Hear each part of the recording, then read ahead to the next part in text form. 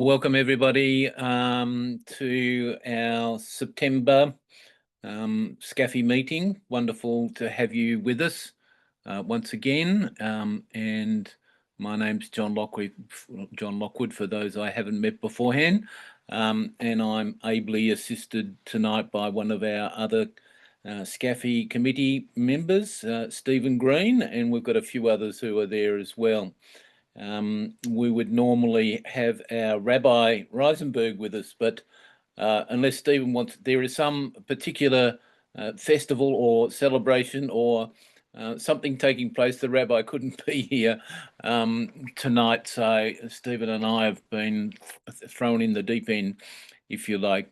What you've just seen is, beside the music, is a bit of where Stephen and I were, 3 weeks ago, Stephen, I think, at the Combat Anti-Semitism Mayoral Conference in the Gold Coast. So both Stephen and I were there as representatives of both SCAFI and Israel Allies Foundation, and mixing with all of our friends from Christian and Jewish backgrounds in what is happening around this country. And tonight, we have two special guest speakers, Dr.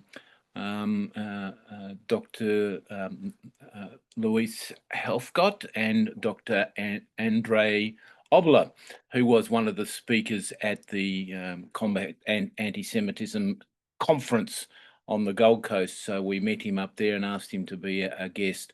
We shall also have in the future a few other of the guest speakers that were there at the conference.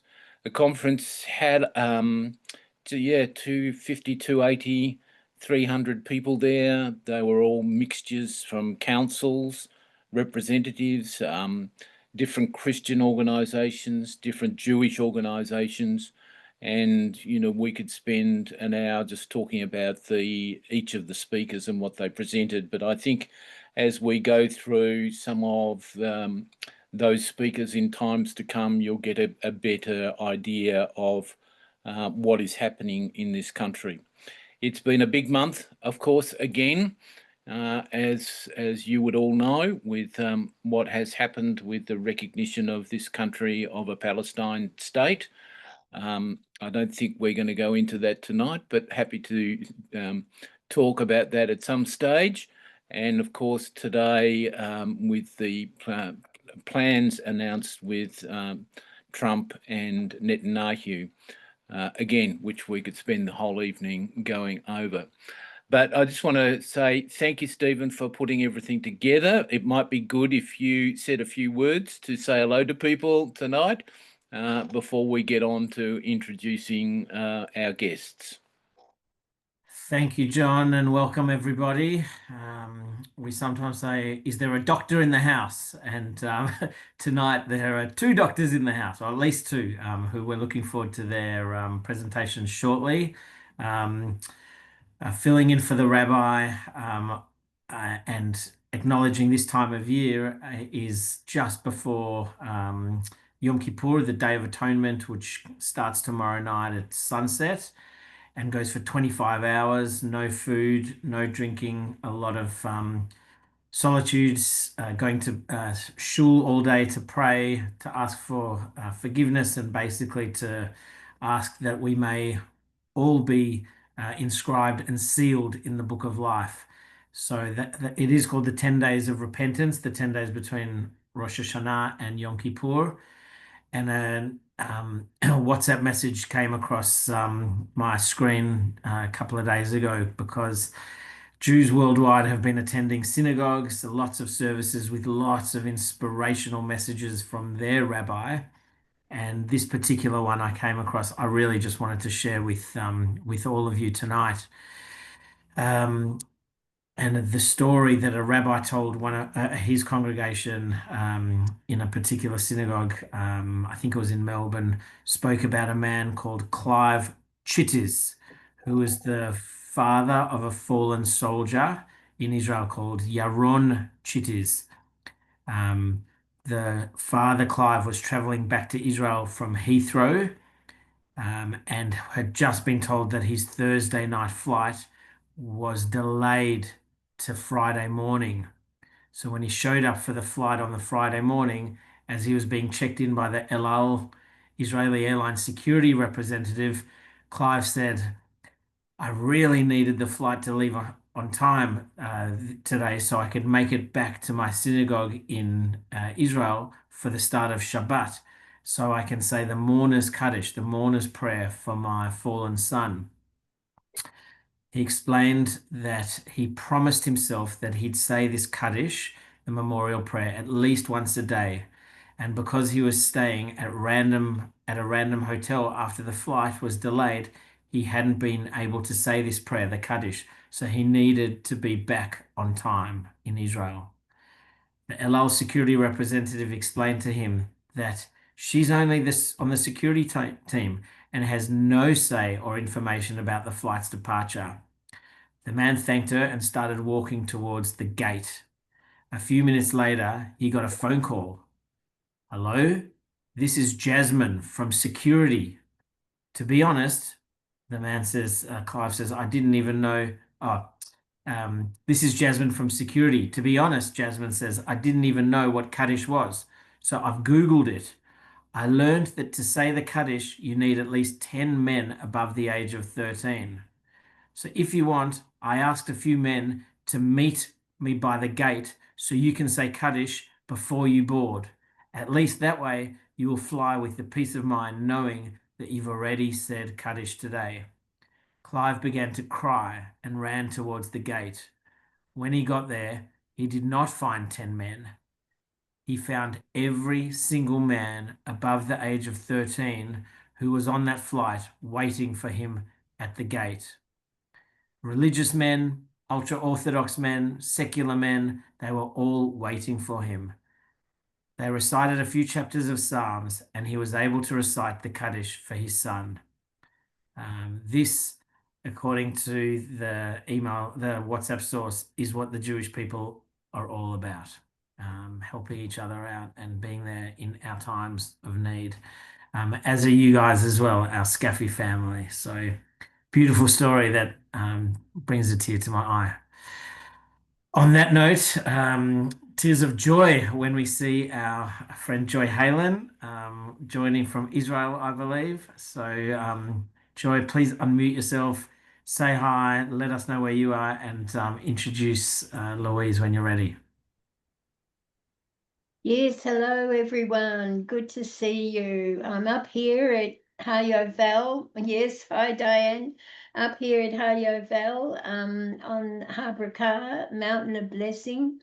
And from here we also see Mount Ebal, Mountain of Cursing. And it's just such an interesting time to be in Israel with peace talks with Trump and Bibi, which may not be so bad as it seems. We'll wait and see. At first, I thought he was being very unrealistic and naive, but now there could be some sense in what he's saying, so that Hamas loses whatever they do, whatever they do. Anyway, Israel is still thriving. Yeah. And I think half of it is I asked a Jewish lady in a queue at the supermarket once what she thought about something, and she just said, I don't listen to the news. It's only scripture for them. And I think that helps keep them above it all. Anyway, I don't want to take too long on me because my job is to introduce Louise, who's in under the Tucky family name. And you unmute yourself shortly too, Louise. So this is Dr. Louise Helfgott. She's an award-winning writer with a PhD in creative writing. She has such an extensive body of work published and plays produced that have won so many prestigious awards that I felt it was too much to mention here. But you can go to her website, louisehelfgott.com, to see them all.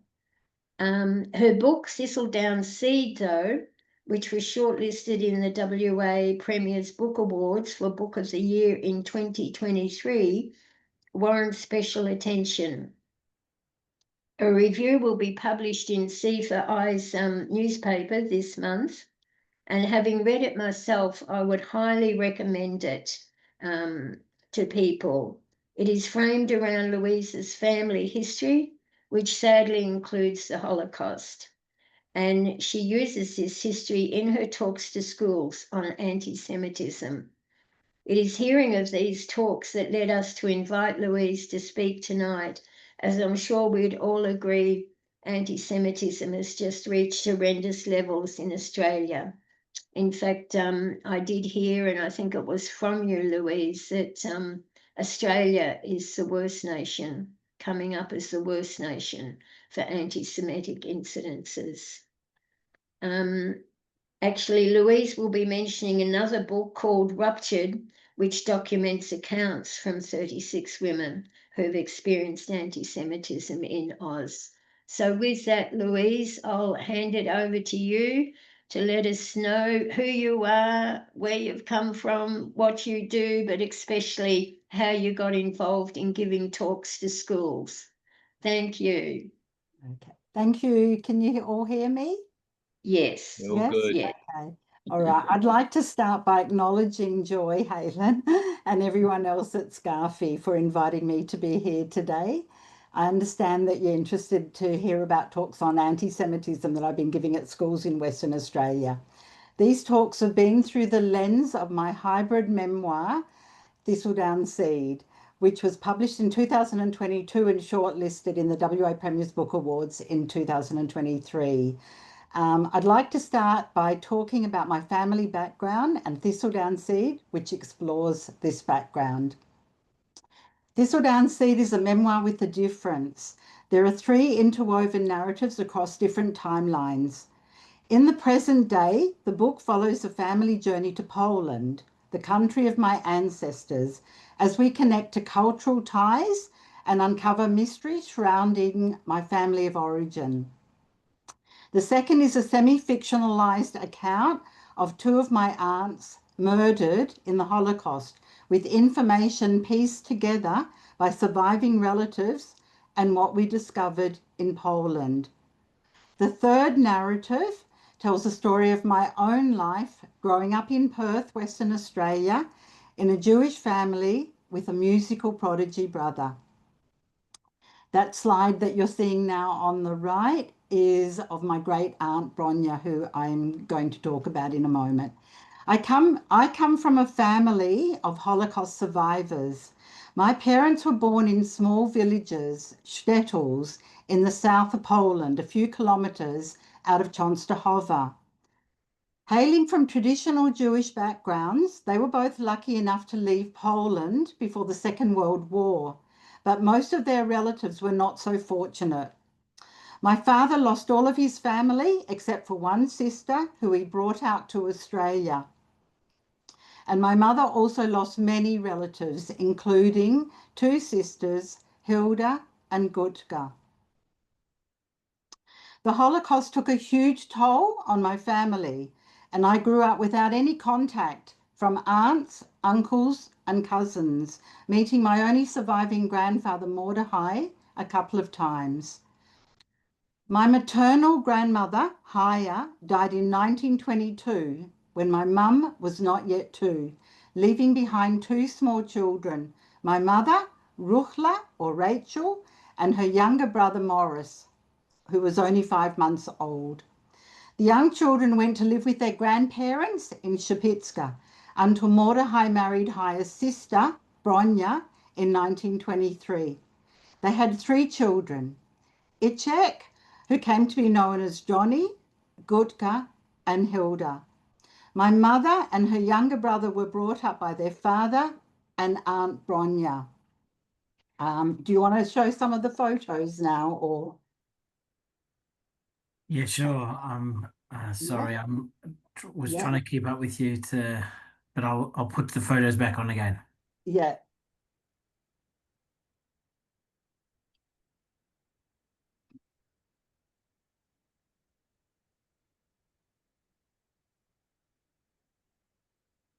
Okay, so the little girl holding she's holding the hand of Bronya and my grandfather Mordechai. The little girl, I believe, is Hilda. To the right is my uncle Johnny, who was my mum's brother. So these are very, very old photos, as you can see.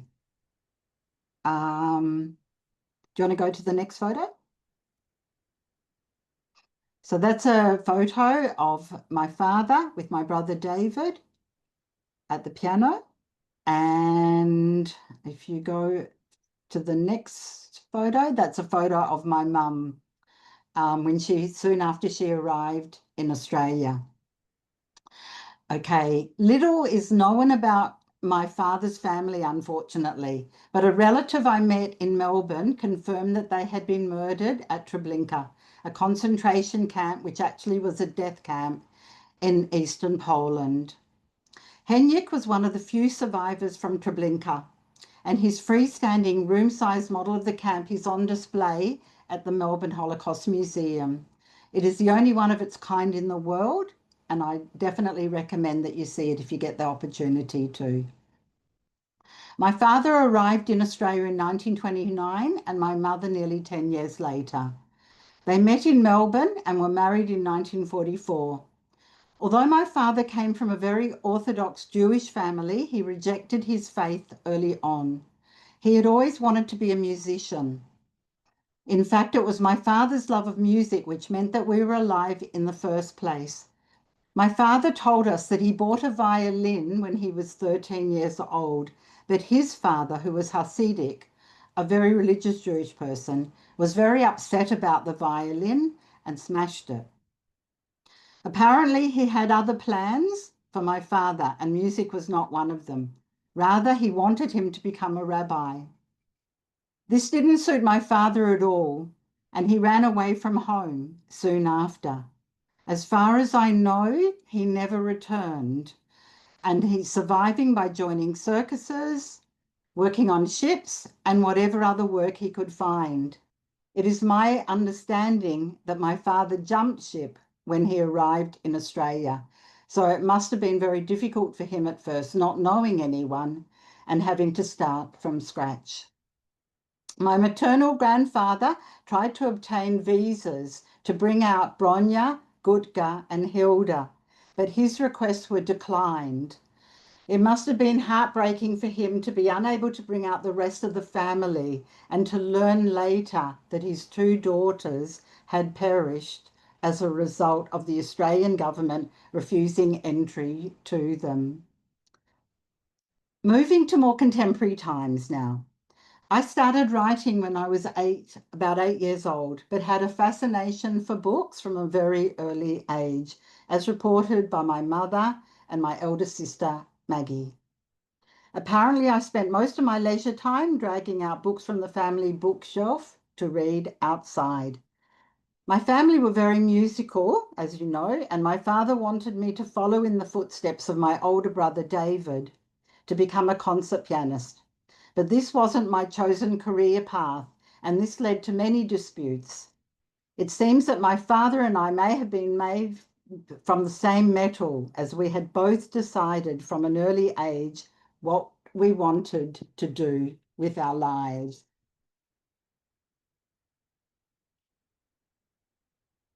I started my writing journey by writing poetry and short stories. At the age of 11, I commenced writing my first novel, and in my teenage years completed 5. At the age of 13, I also started writing plays, which became my predominant focus over the ensuing years, leading to productions in Perth, Mandurah, and one in Melbourne. Some of these plays, such as The Bridge, a musical, and A Closer Sky, ended up being shortlisted and nominated for awards in national drama competitions. Growing up, I was always aware that my family was somewhat isolated from the rest of the community. I always wondered about my Jewish ancestry, since most of my parents' relatives had perished in the Holocaust. I'd always wanted to write about my family background, and my first attempts to capture early memories began with a play that I wrote as a teenager, followed up by another play in my late 20s. Interestingly, the play that I wrote as a teenager was accidentally read by my father. One day when I came home from school, I discovered that he had found a copy of the play and had read it. I was very worried because it wasn't a very flattering depiction of him, but he laughed and told me that maybe I was a writer after all. This was the first time that he acknowledged my writing. Interestingly, he also added that it was a good likeness of him. My family featured in the Hollywood Academy Award-winning film Shine, which was based on the life story of my concert pianist brother David Helfgott. The film was instrumental in giving David back the career that mental illness had robbed from him, and it led to many numerous international concert tours. However, it received a mixed reception from my family. For my part, I was pleased that the film had been made because it gave my brother back his career. I also believe that despite the quite negative portrayal of my dad, he would have been pleased that the film had been made for David's sake. So what led me to write Thistledown Seed when so much had already been written about my family? The inspiration and indeed compulsion started with a trip to Poland in 2013 when I visited the places where my parents were raised. The book started from a diary recording these experiences, but as I wrote them, memories from my early childhood flashed up in front of me. I started jotting down these memories, and they, along with my experiences in Poland, became the initial draft of the novel. But something still felt incomplete. Something was missing. And then I realized that the shadow of the Holocaust and the enormous but surreptitious impact of the murder of my mother's two sisters, Hilda and Gurtka, was an essential element in narrating a more accurate story about my family. As hard as it was emotionally, I tried to imagine what it would have been like for my two aunts who were so young when they made that fateful trip to Treblinka. I wanted also to pay tribute to them in some way. Although it was not my original intention to recreate family history, but walking along the same streets that my forebears walked moved and inspired me. After I returned from Poland, I began interweaving the three perspectives together. They meshed together in a natural way, and the book grew from there. The image of the thistledown seed as a title was inspired by a perfectly circular seed pod that floated around Poland during summer months. Although I could not confirm the name of the seed pod, search on GoogleNet, our most trusted advisor these days, seemed to suggest that it was indeed a thistledown seed. Just like the diaspora of the Jewish people, the seed pod floats around the world, distributing its seeds in various locations. So that's the cover, as you can see, with the seed. Writing Thistledown Seed was cathartic, healing, and empowering for me. I started to feel comfortable in my own skin in a way that I had never felt before. It gave me a deeper understanding of my rich cultural heritage, which I could embrace and be proud of in a way which I had never been able to do previously. Thistledown Seed is a story about redemption, linking to family heritage and culture, and finding out one's own place within a broader community. It also explores the difficulties which I experienced in my own personal journey into adulthood: isolation, search for identity, and fulfilling my career as a writer. However, my book has taken on a new meaning in today's world of rising anti-Semitism, both here in Australia and in many other countries around the world. There are many people who deny that the Holocaust took place, and following the horrific attack by Hamas on October the 7th, 2023, and the subsequent war in the Middle East, anti-Semitism has reached new levels not seen since the Holocaust. I grew up feeling that being Jewish was something I could be proud of. But after October 7th, everything changed. Almost overnight, a wave of hostility towards Jews spread across social media and the streets. To quote from a recent talk that I attended at the Holocaust Institute of WA, it is gradual until it is sudden. I was deeply disturbed when extremists from both sides of politics began to congregate in demonstrations in Melbourne and Sydney, displaying signs inciting hate and division. While I was relatively immune from personal attacks in my isolated community in Western Australia, it was a completely different situation when I arrived in Melbourne.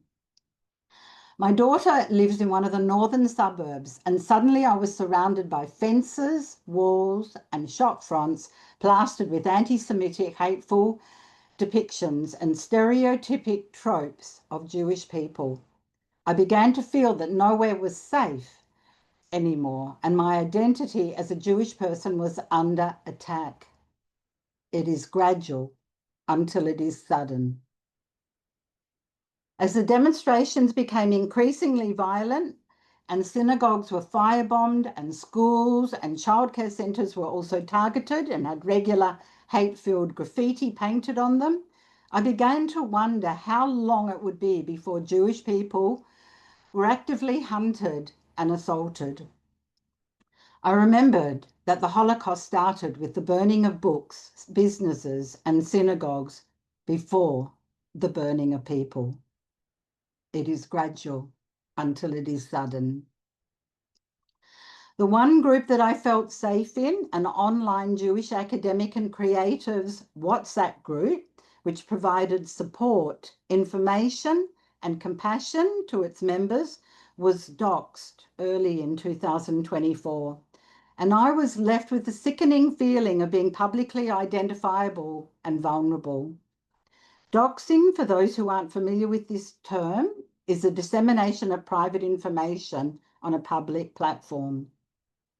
My name and personal details were posted online without my consent. It meant that strangers, people who hated me simply because I was Jewish, suddenly had access to my personal information. Then came the threats and abuse that many people in the group received. Hateful messages, intimidation, anti-Semitic slurs. Many members were targeted and intimidated. Some had threats to their livelihoods and some had threats to their lives and to the lives of their children. Many people left the group when the doxing happened, but I decided to stay because I believed in its intrinsic value and it gave me a much needed connection to other Jewish people who are experiencing distress in a similar way to me.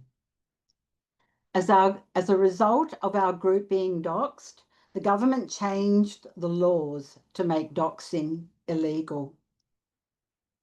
It was not long after that even places that had not seen many incidences of anti-Semitism before, such as Perth, began witnessing similar occurrences. Just before Christmas 2024, a Jewish American tourist wearing a Star of David was publicly abused and threatened in the middle of the day in Kings Park.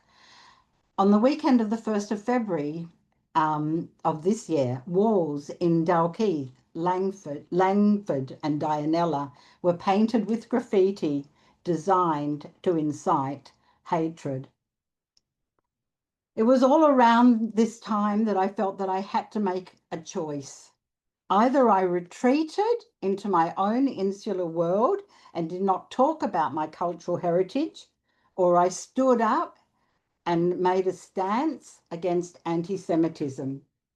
When I heard that the school I gave piano lessons at, Austin Cove Baptist College, had arranged to take a group of Year 12 students to the Holocaust Institute of WA, I decided that it was time to act.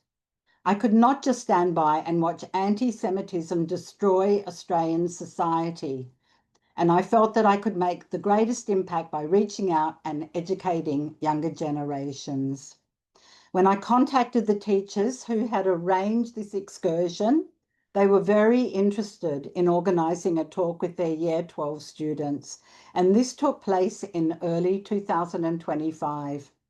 From this point, I contacted and was invited by other schools in the Mandurah region where I live and one of the largest colleges for boys in Perth, Christchurch Grammar School, to give talks. I framed these talks around thistledown seed and my family background because I found that the students were interested to hear both about my book and also my heritage. Using my family background as an anchor, it was an easy leap to talk about the anti-Semitism that my parents had experienced in Poland to the rising tide of anti-Semitism in Australia. I gave examples of what was happening in Australia today and related them to what my parents, and in particular my mother, had endured. I found that this approach worked really well for young people because history that had seemed very distant and remote from them was personalised and given a contemporary feel. What they were seeing on social and the broader media had a historical precursor, and they were able to see the effects this anti-social and anti-Semitic behaviour had on a Jewish person standing in front of them. When it came to question time, they were not shy in coming forward. At some schools where I was talking to approximately 180 year 8 students, I would estimate that about 160 hands went up to ask questions. At one school, they suggested writing down their questions and sending them to me after the event as time was running out to answer them all. The questions range from the very personal, that is wanting to know more about my family and how things were affecting me directly, to the very broad. Some asked me about why this was happening and where anti-Semitism had first started. These, of course, were more difficult to answer, but I did my best to give them a brief overview of history. I talked about how, for the majority of Jewish people living in Australia, no place felt completely safe anymore, and in what situations I felt unsafe. I explained how I'd started second-guessing everything, what I wore in public, what I posted online, even who I spoke to about being Jewish. I told them that I hesitated before putting on my Star of David necklace. You can see it, worried that it would make me a target. I told them that as a writer, I wondered whether I was not being included in a festival or an event because of my Jewish background, rather than the quality of my writing. I told them that after October the 7th, 2023, I began to measure what I said much more carefully, weighing up my words against what I had to lose. I explained that friends who had always felt secure in their Jewish identity began expressing the same fears, and how I never imagined that in 2025 in Australia, I would have to change the way I live my life because I am Jewish. But I explained that this is what contemporary anti-Semitism looks like.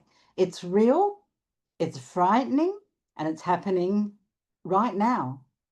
It is gradual until it is sudden.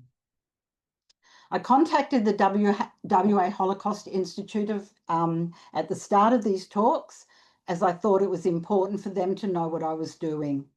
Then I read an article in the West Australian about how the government wanted the education department and leaders in the Jewish community here, such as Stephen Lieblich, who I noticed is also connected to SCAFI, to work on a program which included education about anti-Semitism in the teaching curriculum.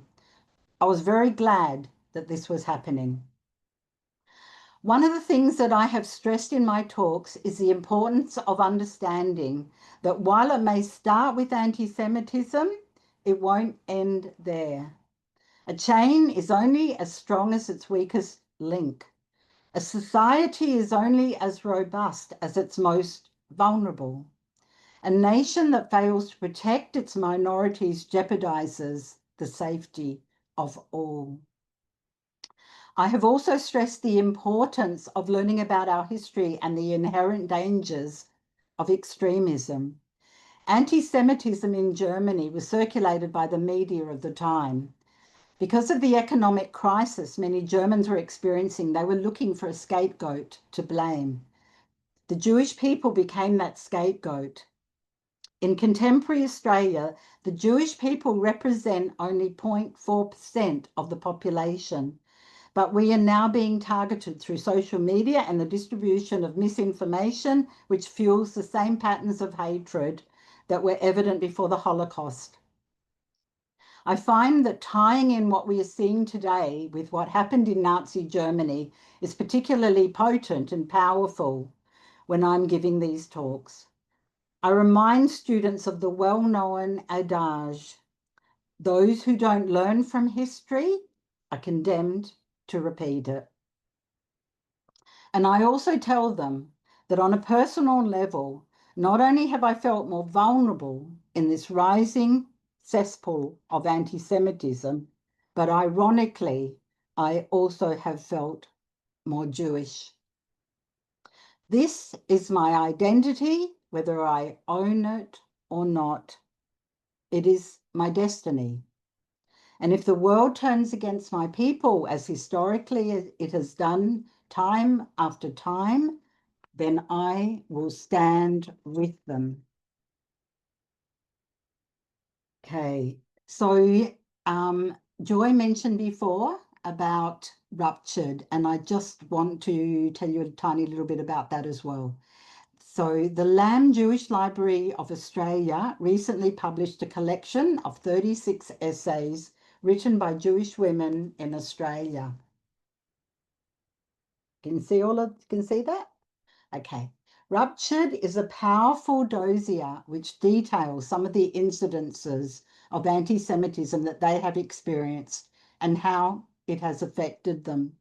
The book is edited by Lee Kaufman and Tamer Palush, and it's quite heartrending to find out, following the publication of the book, that some of the writers have been subjected to online harassment and hateful messages just for writing about their experiences, which had included death threats, targeting their businesses with graffiti, having artistic events and forums cancelled, and misinformation and libelous material circulated about them.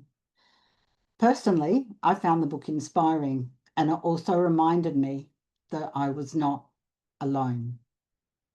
So on that note, if anybody's got any questions, I'm happy to answer them.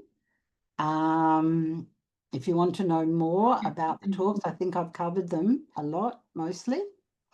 Yeah, that's great, Louise. Thank you so much. Yeah, and we're all in tune with you, aligned with you, and the book actually was given as part of the gifts for all the people at the Combat Anti-Semitism Mayoral Conference in the Gold Coast a few weeks ago. So I would encourage everybody to get a copy of it. Stephen might Google where you buy it. I don't know. We got free copies, and I'm still halfway through all the chapters, but amazed by the stories that have been retold about the abuse, or how people have been affected. So we're learning as we go on all these things, and we stand with you. We would also like to say to you, part of the story of SCAFI, from when Joy first joined us as part of the committee, we were a sort of a loose-knit group of Jewish and Christian organisations. that came together to do monthly meetings and monthly Zooms, and a lot of live events that we've done over the last few years, particularly with the current Israeli ambassador, Amir Mammon, as we've traveled all the countries and all the states, and Perth being one of them, where we were hosted by the synagogue there, and also Victory Life Church, where we had a huge amount of people came to support our group and what we were doing. But out of that's come the actual formation of the Israel Allies Foundation Australia, which is now a recognised non-for-profit and going through DGR, so that we can support people like you who are going to the schools. In particular, one of our great visions is that we will get information to our school, year 10 students in particular, because we have realised that what we see in the current state of universities has actually been, inputted from year 8, year 9, year 10, 12, etc., now into the universities, which we're very concerned of. So we will let you know more about that as we go on. And we invite people, all our guests here, to come and join with us and become part of the foundation, and when we can let you know more about the DGR status, so that we can go throughout the states, and in particular through our parliamentarians, to their constituents, to do educational seminars about what's actually happening. Stephen, I think on that note, have we got a song, or we just go straight into introducing Andre? Well, I think a musical item would be so appropriate now. It's just a brief one, but it's clear that the family name Helfgott have made an amazing contribution to Australia, as the work that Louise is doing in these times, and also her family in coming over and contributing to Australian society. But you touched on Shine and your brother, David. And if it's okay with you, Louise, I'd love to just show a small snippet of one of the most incredible videos that I've ever seen, where, as you say, David's career was revived. And what better stage was he given to show some of his talents than what I'd like to show you. So here goes. And we would all say, Louise, you are definitely not alone. We Yeah. are with you. Yes. Thank you. To the end. Thank you so much. Yeah. And thank you, Joy, for organising this. No, fine.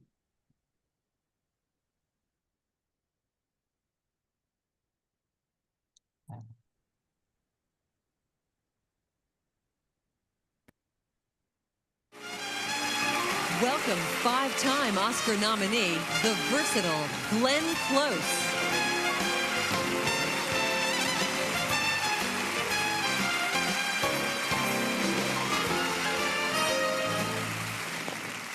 Three actors responded brilliantly to Scott Hicks's direction in playing three stages of A Troubled Life.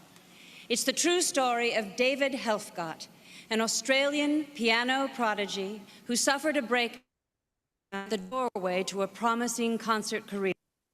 The film reflects the travails of a mental patient who survives decades of shock treatment to emerge as an artist, fulfilling his promise. It is a triumph of spirit that leaves us hopeful for his future in music, in life, and in love. This passionate film is Shine. Ladies and gentlemen, David Helfgott.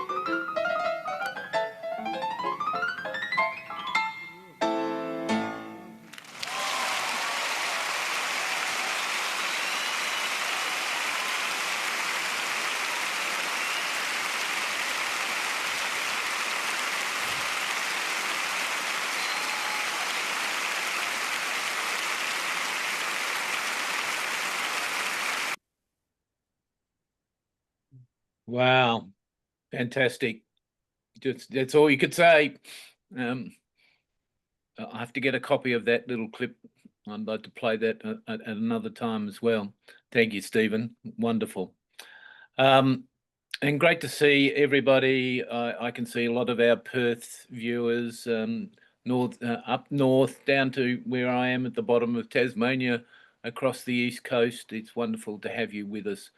And as we started this night, just explaining that, 3 weeks ago we were at the Combat Anti-Semitism conference in the Gold Coast, which actually was sponsored by one Jewish family for all to attend, which is quite remarkable in itself, with 250 to 280 people attending, and Stephen and I were part of that.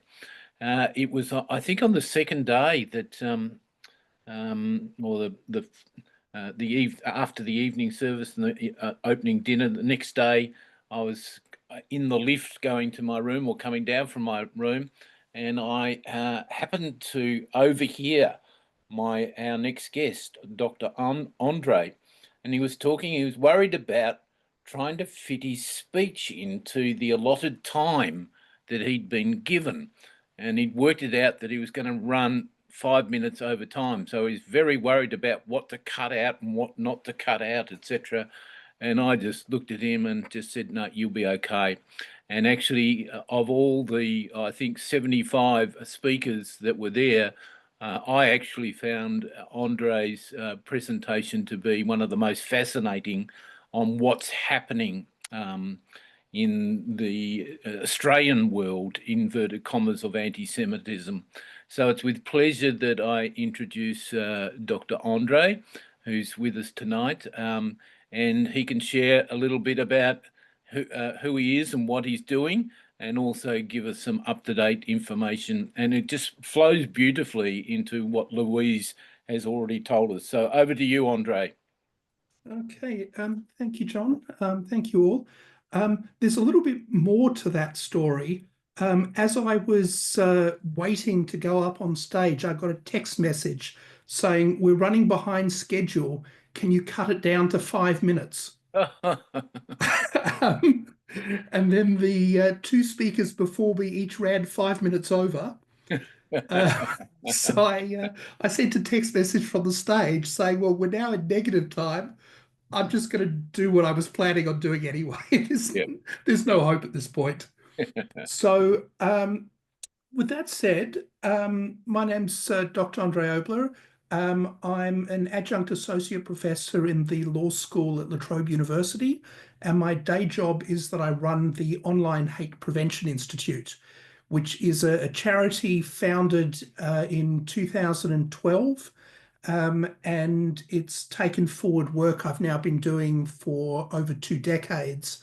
I've been dealing with online hate since Facebook was trying to catch MySpace. And I've got early slides that show the rise of social media from its earliest days. The Online Hate Prevention Institute, I'll actually jump to the slides because there's a little bit of background there. That should be up. Great. Yeah, all good. Yep. Okay, so the Online Hate Prevention Institute, as I said, founded in 2012. Our aim is to be a world leader in combating online hate, as well as a critical partner that works with stakeholders to improve prevention, mitigation, and responses, both to hate and to extremism. So we work both with governments on the one side and directly with social media platforms on the other, and acting in the public interest to try and fix the system that's pretty broken. We've got staff spread across Victoria, New South Wales, South Australia, Queensland, and ACT, but pretty much everything we do is online. So we had a staff meeting earlier today, all online. All the work is driven online, and very occasionally we do meet in person. We deal with all forms of online hate. So these are just some of the major areas of work we focus on. Anti-Semitism has always been our biggest focus area. There's a number of reasons for that. One is that statistically, it is the largest area of hate, both online and if you look at crime statistics, for example, in the United States, the FBI stats, it is very significant. The other thing that ends up putting more time into that is that the efforts to tackle online hate really have come out of the work on anti-Semitism. Other communities and efforts to tackle other forms of online hate are running 1 to 2 decades behind where we are in terms of dealing with anti-Semitism. So there aren't the same sort of conferences, special envoys for anti-Semitism. In Australia, we created an anti-Semitism one and an Islamophobia one at the same time. In other countries, the anti-Semitism ones were created many years ago, and Islamophobia ones are relatively new as an addition. So we deal with all of this and more. And for the rest of this talk, I'm going to dive just into our anti-Semitism work. So that will be the focus, but if you're interested in the other topics, it's on our website. So in order to tackle anti-Semitism, we need to know what it is. The definition we use is the IHRA definition, which I'm sure you've all heard about. This is the definition. And when I say this is the definition, everything you see in the screen, except for the URL, is what is referred to as the IHRA definition. Some people try and misrepresent it and say it's this bit in the box. I was in the meeting when this was approved. And you can see it was in Bucharest in May 2016. I was there as a representative of the Australian government. And this entire document is what was voted on. And yes, that box that's drawn around it was the result of 5 minutes worth of debate with countries discussing whether a box should be included or not. So, you know, this document is the document. Including the examples, but also the other text that's in here. For example, the part that says manifestations might include the targeting of the state of Israel, conceived as a Jewish collectivity. However, criticism of Israel similar to that leveled against any other country cannot be regarded as anti-Semitic. Okay, if you look at the definition bit in the box as well, anti-Semitism can affect both Jews and non-Jews. Okay, it's hatred of Jews, but if you happen to be the security guard outside a synagogue that gets attacked, you're a victim of an anti-Semitic attack. If you happen to be, you know, someone attacks you because they think you're Jewish and you're not, it's still an anti-Semitic incident. Okay, so this definition is really the gold standard. It's been adopted by 45 countries. Some say 47 countries. IHRA has an official list. I'm part of a committee that approves adding countries to that list. We don't add them till there's an official request and proper documentation. So there's 2 countries that some people say have adopted it, but they're not on our list. There's also 560 states. By that I mean like Victoria and New South Wales, so sub-national entities, and local governments around the world who've adopted it, and over 1,300 entities in total. So those saying it's controversial, it's been debated at least 1,300 times and approved by different groups. There's a second definition. IHRA also has a definition of Holocaust denial and distortion, and this definition's even older, 2013. This definition is so non-controversial that in 2022, it was effectively adopted unanimously by the General Assembly of the United Nations. There's a UN resolution that effectively just copies the text of this definition and puts it out as UN Resolution 76-250. So this is the work that IHRA does, and one of my roles is as one of Australia's experts to IHRA. From these 2 definitions, IRA has a third working definition, which relates to racism against the Roma and gypsies. We don't like that term in Australia, but in some parts of Europe, that is the word they use. That isn't as relevant for what we're looking at, but for anti-Semitism, we use those two definitions, and we've extracted these 27 categories. In fact, it's 26, and we've added 1.7 here, Holocaust jokes, because it didn't really fit in any of the existing categories, and there was a fair bit of it we were finding. So these 27 categories coming from the definitions of what we use to classify things online as being anti-Semitic or not. And when we classify them, we say, which of these categories do they fit in? So down the right here, you can see those 27 categories. The graph on the left in blue is showing you how many items we would find in 8 hours of monitoring before October 7.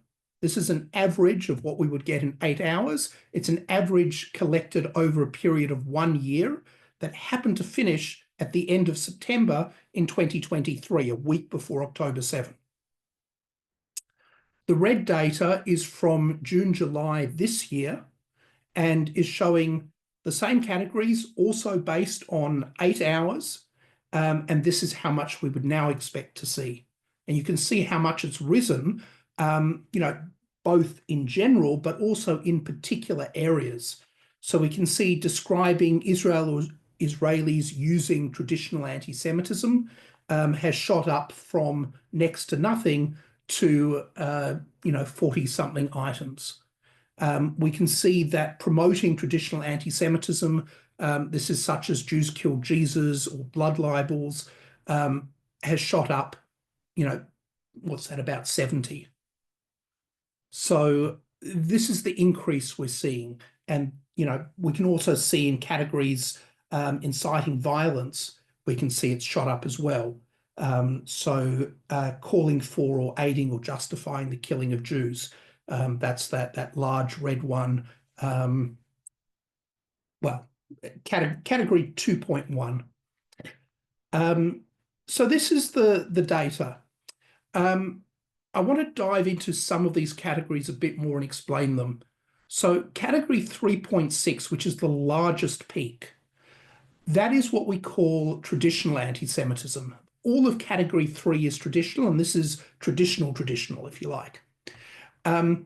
This is deicide, blood libels, rich Jews and money lending, well poisoning. There's certain traditional Islamic things, such as Jews are deceitful, enemies of Islam. We saw those in a recent court case, Wertheim and Haddad. I was an expert witness for that. We see racial slurs in this category. Kike, chosen people, is used as a slur. The echoes with the 3 parentheses open, 3 parentheses closed. And you can see an example here. This is literally a picture of a religious Jewish person poisoning a well, an image generated by AI. This was the profile picture of somebody on Facebook who was saying that the attack on the East Melbourne synagogue was a false flag, and the Jews or Mossad or someone were behind it. So you can see that there's that sort of current event related thing going all the way back to medieval tropes of anti-Semitism, using AI to represent them. So we have this mix of the old and the new to spread anti-Semitism. Another relatively high level, not the second highest, but the third highest, is promoting the idea of a world Jewish conspiracy. This is an idea straight out of the Protocols of the Elders of Zion, which was an anti-Semitic forgery, which claims to be the minutes of a secret meeting of Jews planning how to control the world. It was first published in 1903 in Russia, and then in English it was published as The International Jew, the World's Foremost Problem by Henry Ford in the 1920s. Yes, that Henry Ford of the motor car company. It was used as a basis for Nazi propaganda. It's been turned into movies and television specials across the Middle East.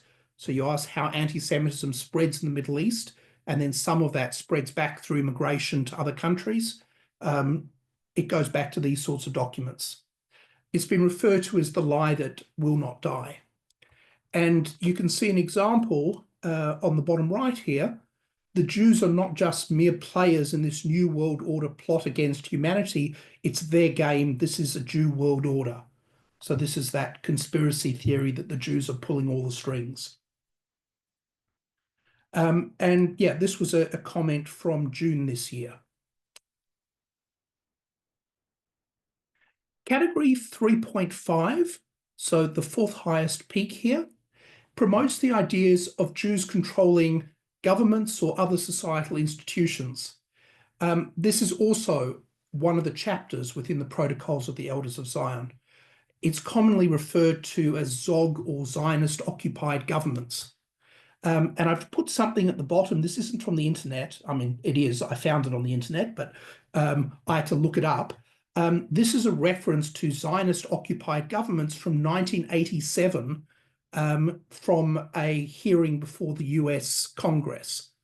So this is a discussion of anti-Semitism and extremism. And this was a thing, back in the 1980s, and we're still seeing it now. So here we have a discussion on the recent election on the electorate of Goldstein, where I'm currently. And the comment posted there with a profile picture, which is an emoji looking like Hitler, is total Zionist control. So this is that Zionist occupied government comment in reference to an Australian election. The second highest peak is category 4.4. All of the fours are anti-Semitism that somehow relates to Israel. And this is where 4.4 particularly, Israel, Israelis, or Zionists are used in place of Jews in what would otherwise be something within the categories of 3, like the examples we just looked at, the 3 different types there. So it would be any of the categories of 3 point something, except that it doesn't say Jews. It says Israel, Israelis, Zionists. So what we see in the images here on the far right, in the bottom right corner, we see a wood carving, I believe it was, from Nuremberg from 1493. And this is artwork depicting a blood libel of Jews killing a Christian child and draining their blood for ritual purposes.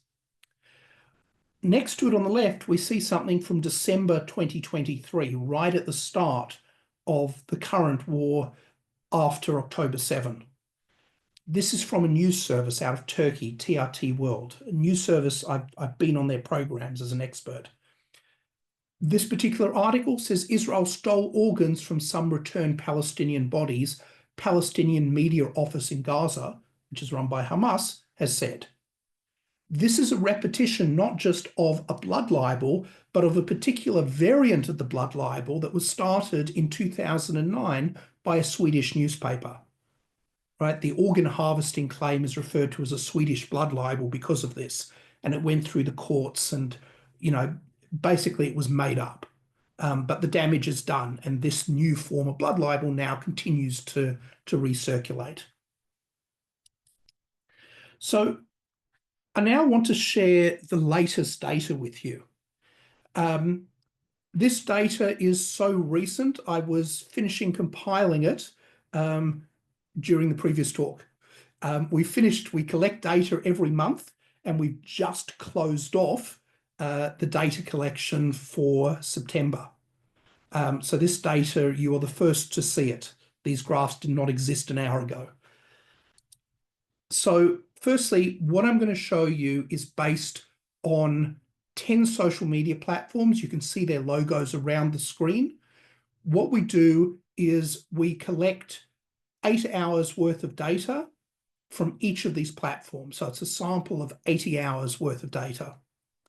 And we do that by collecting 1 hour on the first platform, let's say it's TikTok, then 1 hour on the second, then 1 hour on the third. We have 2 people doing this at once. And when they finish, they start at the top again.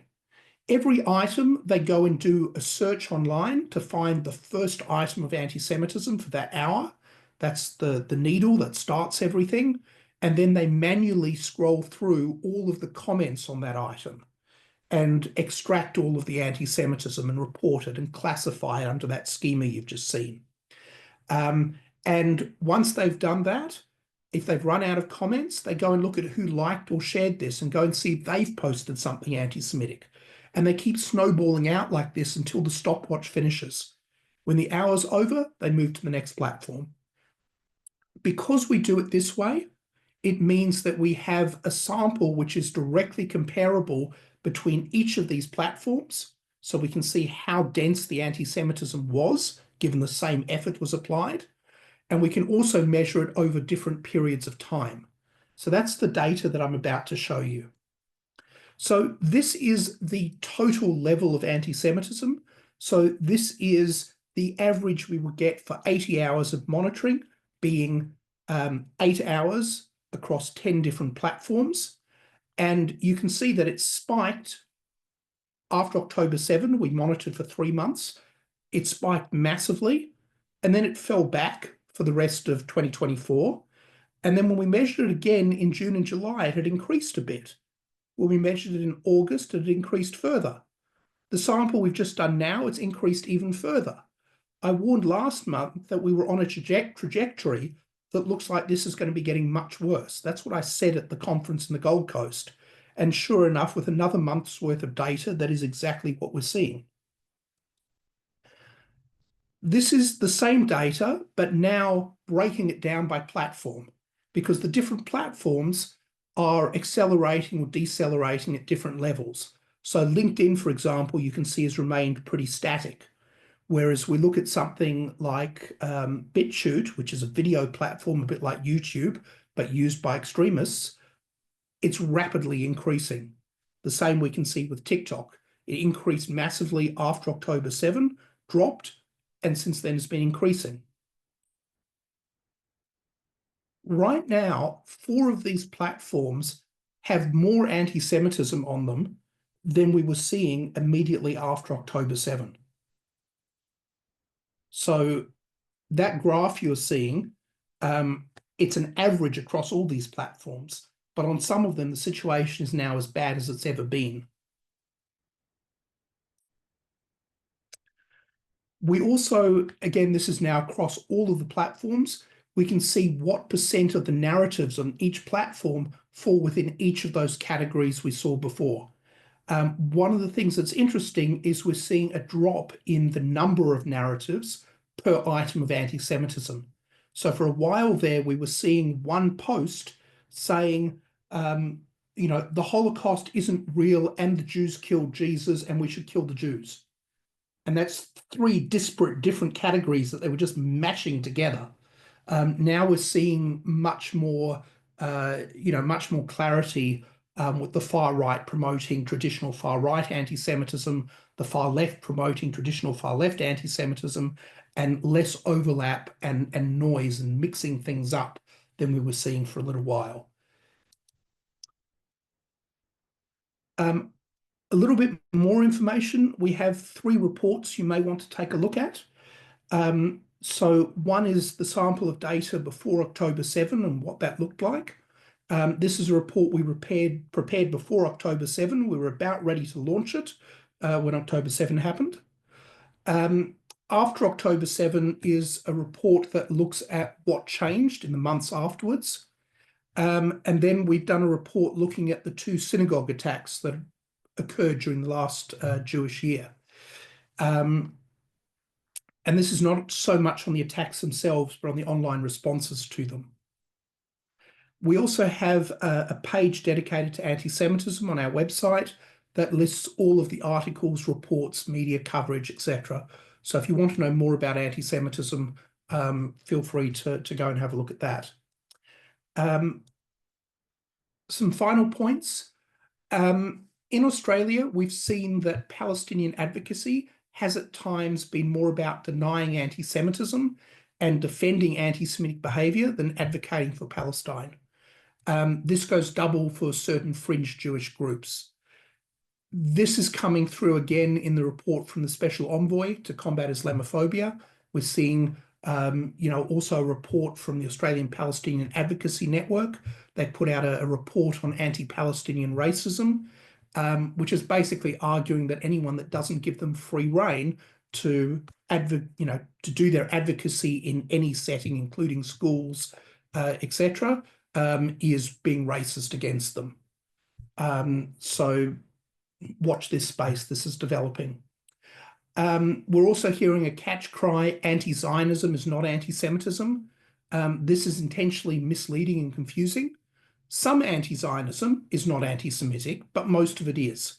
Okay, and the issue is that they try and make it a dichotomy that something is either anti-Zionist or it's anti-Semitic. They're two separate questions, and it's quite possible for something to be both. I mentioned, and the previous speaker also mentioned, the fire bombings of synagogues. Some are even hesitating to call that anti-Semitic.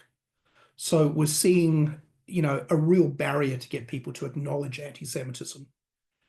And finally, there is a denial or minimization of the lived reality of the Jewish community. And this is causing institutional racism, institutional anti-Semitism. So with that, I'm happy to answer any questions. Thank you, Andre. Fantastic. As I said to you, I think on the final day, we had a cup of coffee together. It was wonderful. You presented really well. Lots of statistics and information, and I just encourage everybody to get in onto the OHPI page and investigate and support, because you're doing some great work in bringing us up to date with what's going on in the country. So it's with that, we just say thank you very much indeed, and we encourage people to contact you individually and to support the work that you are doing. So on that note, we've come to 9 o'clock, and we try to finish on time. So if you'd stop sharing screen for a minute, and we'll hand back to Stephen with a final word for the night, and another little story that just gives us some hope when we see all the what I call the bad stuff. We've got to hold on to the hope. And I just want to say before I pass to Stephen, from the perspective of a Christian man and from all the organisations we work with, the stuff that we see where Christians have been anti-Semitic, I just say it just breaks my heart. It breaks my heart to hear that Christians have said that. And we just say, yep, sorry, for all those past generations who misrepresented who we are as a people. Over to you, Stephen. Give us some encouraging words. Thank you, John. Thank you, Andre, and thank you, Louise. Thanks to everyone for joining us. It was an intense evening. Lots of amazing work being done out there to try and combat this ancient hatred that we call anti-Semitism. I once heard a wise rabbi say, "What's the best way to actually combat anti-Semitism?" And he said, with pro-Semitism, just be the best version of one's Jewish self, or surround yourself with Jewish people, and embrace the values, the customs, the traditions, the knowledge, the history. So that's all we can do and keep doing. And in place of Rabbi Reisenberg, he'd be proud of the message in this story where on the eve of the Passover, a man called David was shopping at an Israeli supermarket. Anyone who's been to Israel, especially on the eve of Passover, knows how chaotic that would be. Anyway, this guy, David, bought what he needed, went outside to unload everything into his car when he noticed a huge dent in the door. He was obviously very upset, but to his surprise, he noticed that there was a note left on his windshield. The note said, "I'm so sorry I dented your car. Here's my number. Call me and I'll pay whatever it costs to fix. David called the number. The man apologized profusely for hitting his car. After offering to pay for damages, David asked a strange question. Do you actually have any money to pay me? Well, the man was confused and surprised by such a question. Why are you asking me that? Well, David told the man that he noticed that the note that the man had written was on a bank statement, and the account on the statement was nearly empty. David said to the man, I've just wired $3,600 into your account. Happy Passover.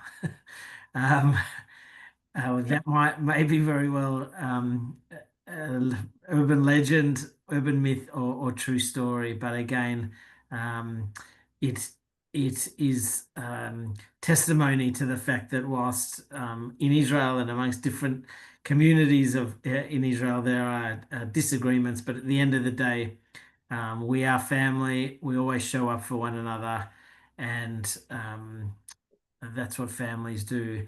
The strength is why the Jewish people will triumph, and we're united, we're strong, and Hashem, the Almighty, will, please God, make sure that we're still here for many more millennia for our children and their children to tell similar stories to these. So, friends, I take the opportunity of wishing everybody a Gemar Chatima Tovah. May you all be inscribed and sealed in the book of life as we get to Yom Kippur, our Day of Atonement.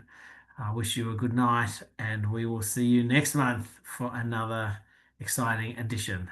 Laila Tov. You can all unmute and say good night. Shalom, shalom. Shalom. Thank you. Thank you, everyone. Thank you. Bye. Bye. Joy. Bye. Thank you Bye, all. Daddy. Louise and Andre. Bye. Shalom. Thank you.